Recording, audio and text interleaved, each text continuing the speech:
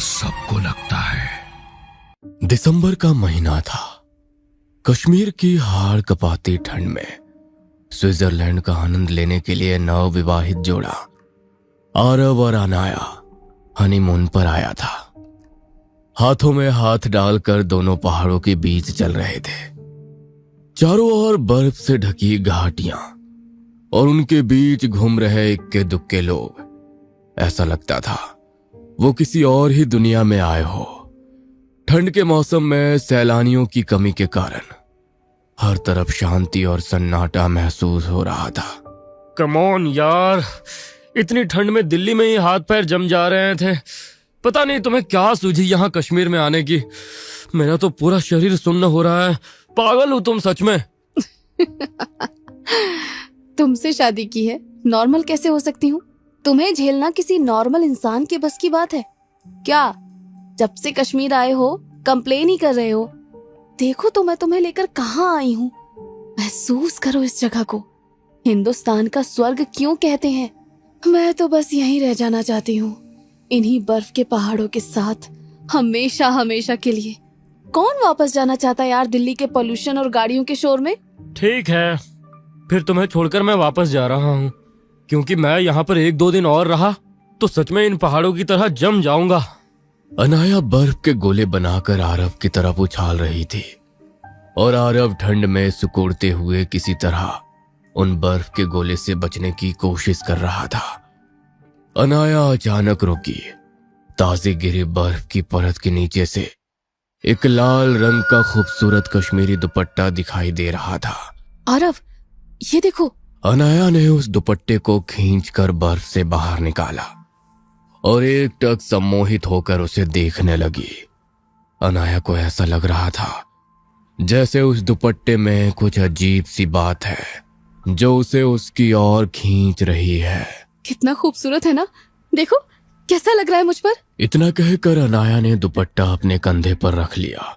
जैसे ही दुपट्टे ने अनाया के कंधे को छुआ, दूर पहाड़ों में कहीं एक औरत की चीख गूंजी, जिसे सुनकर आरव ने घबराकर अनाया का हाथ पकड़ लिया। ये क्या था? तुमने ये चीख सुनी? तुम्हें भी सुनाई दिया क्या? अजीब सी चीख थी। ऐसा लगता था आवाज कहीं दूर से आ रही हो। अरे नहीं, शायद ये चीख नहीं थी। किसी ने खाई की ओर देखकर शायद अपना नाम पुकारा होगा। वही गूंज सुनाई दे रही है। क्या? लेकिन किसने? आज तो यहाँ मुझे दूर दूर तक कोई टूरिस्ट दिखाई नहीं दे रहा। छोड़ो भी, खामोशी में आवाजें तो गूंज ही जाती हैं। तुम ओवर थिंकिंग कर रहे हो।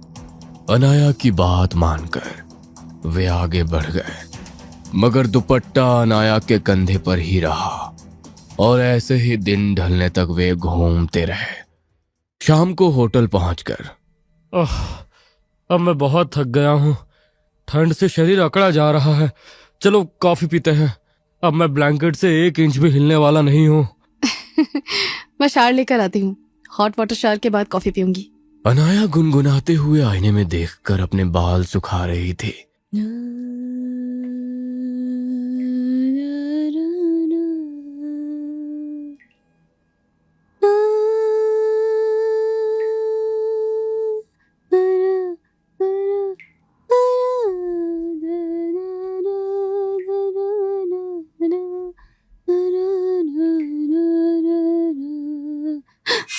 तभी उसे लगा जैसे किसी ने पीछे से धीमे से उसका नाम फुसफुसाया है।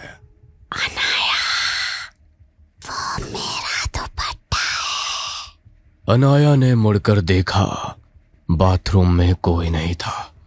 अचानक आईने पर भाप जमा होने लगी और अनाया का चेहरा धुंधलाने लगा। अनाया ने शीशा साफ किया तो उसे अब आईने में अपने अक्स के पीछे एक औरत का धुंधला साया खड़ा दिखाई दिया, जो लगातार आंखें फाड़े उसे घूर रहा था। एकाएक उस साये की आंखों से खून बहने लगा, जिसे देख अनाया चीखते हुए बाहर भाग आती है। क्या हुआ? ऐसे क्यों चीखी? यहाँ कोई है। मैंने अभी बाथरूम में देखा, यहाँ कोई था। अच्छा, मैं चेक करता हूँ, तुम रिलैक्स करो। आरव ने पूरे कमरे की तलाशी ली। अलमारी, बाथरूम सब एकदम नॉर्मल था, कहीं कुछ नहीं था। ये लो, तुम वो दुपट्टा बाथरूम में टांग कर छोड़ आई थी।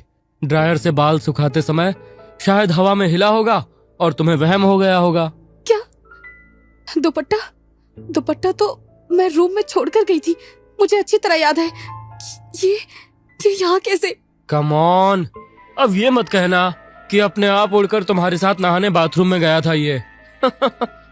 अनाया कुछ समझ नहीं पा रही थी। आरब जाकर अपनी कॉफी पीने लगता है और यहाँ अनाया दुपट्टे को देखकर गहरी सोच में डूब गई थी। ये क्या है? ये दाग अचानक कहाँ से आ गया? ऐसा लगता है जैसे किसी का खून सूख कर जम गया हो। थकान के कारण आरब को जल्दी ही नींद आ गई थी, लेकिन अनाया उसकी आंखों से तो नींद मानो कोसों दूर चली गई थी। अभी तक खुशी में चहकती अनाया सहम सी गई थी। अचानक आधी रात को एक डरावनी चीख की आवाज से आरब की नींद टूटती है। आंखें खोलकर कमरे में चारों ओर देखता है तो पत्नी अनाया उसे कहीं नजर नहीं आती। आधी रात को अनाया कमरे में नहीं है, कहाँ गई ये लड़की? आरब ने होटल की खिड़की से बाहर देखा। बिना गर्म कपड़ों के अनाया बाहर टहल रही थी। अनाया को देखकर आरब हैरान रह गया था। जल्दी से उसने अपनी जैकेट पहनी और अनाया की ओर लपक पड़ा। ठंड से अनाया के होठ नीले पड़ गए थे, शरीर सूखे पत्ते की तरह कपकपा रहा था, लेकिन अनाया, उसका ध्यान तो कहीं और ही था। ये क्या पागलपन है अनाया? माइनस में टेम्परेचर है यहाँ पर और तुम बिना गर्म कपड़ों के बाहर घूम रही हो। अब तो मुझे लग रहा है यहाँ आना ही नहीं चाहिए था। आरब उसे लेकर होटल के कमरे में गया और किसी तरह वो रात बीत गई। अगली सुबह अनाया एकदम सामान्य थी। ऐसा लग रहा था जैसे रात को कुछ हुआ ही नहीं था। अनाया ने आज फिर बाहर जाने की जिद पकड़ ली थी। आज घूमते हुए वे गुलमर्ग पहुंच गए थे। चारों ओर खूबसूरती ही खूबसूरती थी, लेकिन अनाया कुछ बेचैन सी लग रही थी। आरब सेल्फी ले रहा था, तभी उसकी नजर अनाया की ओर गई, जो चलते हुए खाई के एकदम किनारे पहुंच गई थी। यही वो जगह है, वो यहीं पर थी, मुझे सब दिख रहा है। अनाया की बात सुनकर आरब बहुत डर गया था। अनाया, ये क्या बोल रही हो? क्या हुआ है तुम्हें? और हटाओ ये दुपट्टा, इतना भी क्या पसंद आ गया है तुम्हें इसमें? आरब की बात सुनकर उसने अचानक दुपट्टा कसकर पकड़ लिया और गुस्से में आंखों में खून भरकर चिल्लाई, ये मेरा है, कोई इससे मुझसे नहीं लेगा, कोई भी नहीं। अनाया को गुस्से में चीखते हुए देख पास ही से गुजर रहे एक लामा उनके नजदीक आते हैं। सब ठीक है ना आपकी पत्नी? हाँ, वो वैसे सब ठीक है, बस मैंने सड़क से उठाया हुआ दुपट्टा हटाने को कहा तो पता नहीं क्या हुआ इसे जो ऐसे बात करने लगी। लामा ने दुपट्टा देखते ही चौंक कर 2 कदम पीछे ले लिया। इसे कहां से लाए हो? एक मरी हुई औरत की आखिरी निशानी है ये दुपट्टा। मैं देख सकता हूं। उसकी मौत यहां घाटी में हुई थी, पर उसकी लाश कभी मिली ही नहीं। उसका अंतिम संस्कार नहीं हुआ, इसलिए भटक रही है और भटकते हुए एक प्यासी दुष्ट आत्मा बन गई है। मैंने कई बार घाटी में लोगों से उस दुपट्टे के बारे में सुना है। वो उसी दुपट्टे में अपने नए शिकार फांसती है। तुम्हें यह दुपट्टा अपने साथ नहीं लाना चाहिए था। तुम प्यार से अपनी पत्नी से दुपट्टा हटाने के लिए मनाओ, जोर जबरदस्ती से तुम अपनी पत्नी को खो दोगे। लामा समझाने के बाद जा चुके थे और यहाँ पति आरब के होश उड़ गए थे। वो अपनी पत्नी को लेकर होटल आ गया। हमें यहाँ से वापस जाना होगा, अनाया को कुछ तो हो रहा है। उनकी वापसी 3 दिन बाद थी। तुरंत लौटने के लिए आरब ने कई फ्लाइट्स में टिकट चेक किया, लेकिन कहीं पर भी टिकट नहीं मिल सका। 3 दिन तक कश्मीर में रुकने के अलावा अब उनके पास कोई और तो चारा नहीं था। देर रात तक यही सब सोचते सोचते कब आरब की नींद लगी उसे पता नहीं चला। आरब को कोई अंदाजा नहीं था कि रात का कौन सा पहर चल रहा है। गहरी नींद में अचानक ही उसे अपने चेहरे पर कुछ गिला चिपचिपा सा महसूस हुआ। आरब ने आंखें खोलकर देखा तो उसके होश ही उड़ गए। अनाया कमरे की छत पर किसी रेंगने वाले जानवर की तरह चिपकी हुई थी और उसके मुंह में कुछ था जिससे लगातार खून टपक रहा था। आरब के मुंह से चीख निकल गई थी। आरब को चिल्लाते देख अनाया धम से छत से नीचे कूद पड़ती है और जोर जोर से हंसने लगती है। आरब घबरा कर कमरे की लाइट्स ऑन करता है तो देखता है शीशे के सामने अनाया का मेकअप का सामान बिखरा पड़ा है और अनाया ने बेढंगे तरीके से होठ और आंखों के चारों ओर लिपस्टिक और काजल फैला रखा था। साथ ही वो दुपट्टा अभी भी अनाया के गले में था। ये क्या हाल हो गया मेरी पत्नी का? क्या सोचकर कश्मीर आए थे हम लोग, और ये सब क्या हो रहा है हमारे साथ? अनाया, उतार कर फेंक दो दुपट्टे को। मुझे कुछ अच्छा महसूस नहीं हो रहा। पता नहीं अगले पल क्या होने वाला है। मेरी बात मानो, तुम मुझसे प्यार करती हो ना? बस एक बार इस दुपट्टे को खुद से दूर कर दो। आरव रोते हुए गिड़गिड़ा रहा था। तभी उसने देखा उसकी बातें सुनने के बाद अनाया की आंखें गुस्से में लाल हो गई है। ये अब मेरे साथ ही रहेगी। अपनी जान बचाकर चला जा यहाँ से। मेरी अनाया मेरे साथ जाएगी। बस बहुत हो गया। अब मैं उस दुपट्टे को जलाकर राख कर दूंगा। आरब ने जैसे ही अपना हाथ अनाया की ओर बढ़ाया, अनाया की सांस टूटने लगी। उसने अपने गले को ऐसे पकड़ लिया जैसे कोई उसे घोट रहा हो। बस करो, अनाया को छोड़ दो। उसी वक्त कमरे का तापमान अचानक गिर गया। कमरे की हवा इतनी ठंडी हो गई थी कि सांस लेना भी मुश्किल लग रहा था। एक धुंधला साया दीवार पर उभरा। साया एक महिला का था जिसके गले पर नीले सख्त निशान थे और आंखें पूरी तरह खोखली। मैं जया हूँ। लाल दुपट्टा ओढ़कर अपने आने वाले कल के सुंदर सपने लेकर आई थी मैं कश्मीर। लेकिन मेरे सपने बुरे ख्वाब में बदल गए। मैं कश्मीर आई जरूर, लेकिन कभी यहां से लौट नहीं सकी। मेरे अधूरे सपने, मेरी ख्वाहिश सब अब अनाया के साथ पूरी होंगी। जैसे मैं हमेशा के लिए कश्मीर की होकर रह गई ना, वैसे ही अब अनाया भी कभी यहां से लौट नहीं सकेगी। अनाया, तू कहती थी ना तू कश्मीर से कभी लौटना ही नहीं चाहती। लौटेगी तो तब जब मैं तुझे जाने दूंगी।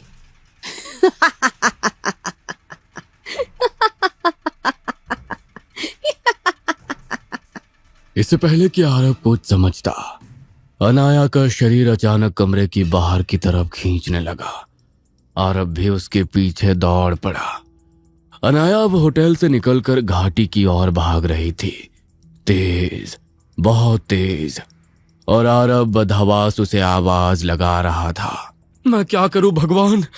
अनजान जगह पर अनजान लोगों के बीच में किससे मदद मांगू? कहां जाऊं मुझे कुछ समझ में नहीं आ रहा। तुम ही कुछ रास्ता दिखाओ। अपनी अनाया को यहाँ मरने के लिए मैं नहीं छोड़ सकता। कुछ देर तक इस जमीन पर बैठकर रोने के बाद अचानक उसे लामा याद आते हैं। सिर्फ अनाया का चेहरा देखकर बता दिया था उन्होंने कि वो किसी आत्मा के कब्जे में है। अगर उन्हें बीमारी का पता था तो इस बीमारी का इलाज भी उनके पास अवश्य ही होगा। मुझे उन्हें ढूंढना ही होगा। शायद भगवान ने उनसे मिलवाकर मुझे रास्ता दिखाने की कोशिश की थी। आरब होटल स्टाफ से लामा के बारे में पता करता है तो उसे उनका एड्रेस मिल जाता है।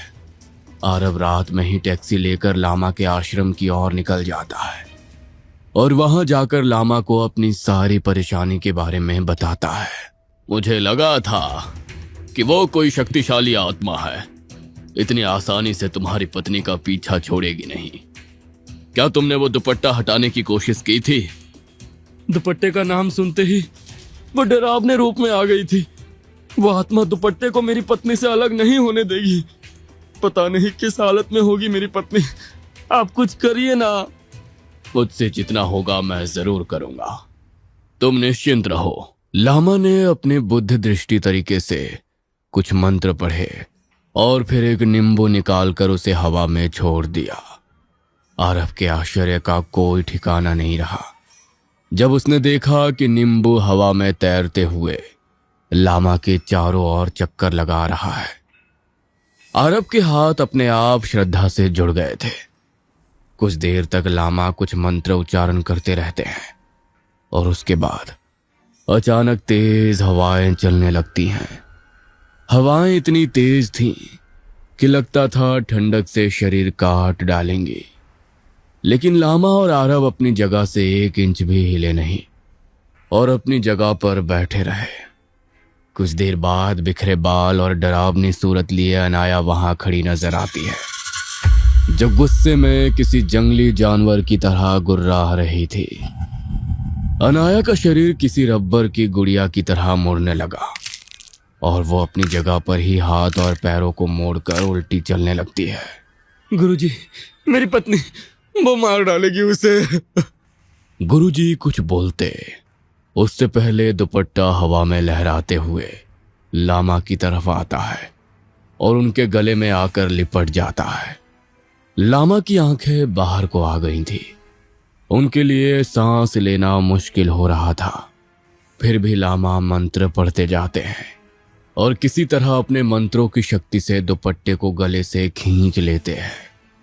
दुपट्टे के लामा के गले से निकलते ही लामा उसे जमीन पर पटक देते हैं और उसी के साथ हवा में तैर रहा नींबू आकर दुपट्टे से टकरा जाता है। एक विस्फोट जैसा धमाका होता है और दुपट्टा जलने लगता है। दुपट्टे को जलता हुआ देख अनाया, जो अभी तक आत्मा के वश में थी, दौड़ते हुए उस आग की ओर आने लगती है। आरव अनाया को पकड़ लेता है और लामा कुछ मंत्र पढ़कर अपना हाथ अनाया के सिर पर रख देते हैं, जिससे वो बेहोश होकर नीचे गिर जाती है। मुसीबत टल गई है, लेकिन जाते जाते भी उसने तुम्हारी पत्नी को अपने साथ आग में खींचने की कोशिश की। इससे साबित होता है कि वो आत्मा कितनी दुष्ट थी। अपने भगवान को धन्यवाद देना और हाँ, अपनी पत्नी का ख्याल रखना। हो सके तो उसे कुछ मत बताना, शायद वो बर्दाश्त नहीं कर सकेगी। लामा को लाखों धन्यवाद देने के बाद आरव अपनी पत्नी को लेकर वापस होटल आ जाता है और कश्मीर ट्रिप की डरावनी यादें लेकर आरव और अनाया वापस दिल्ली लौट जाते हैं।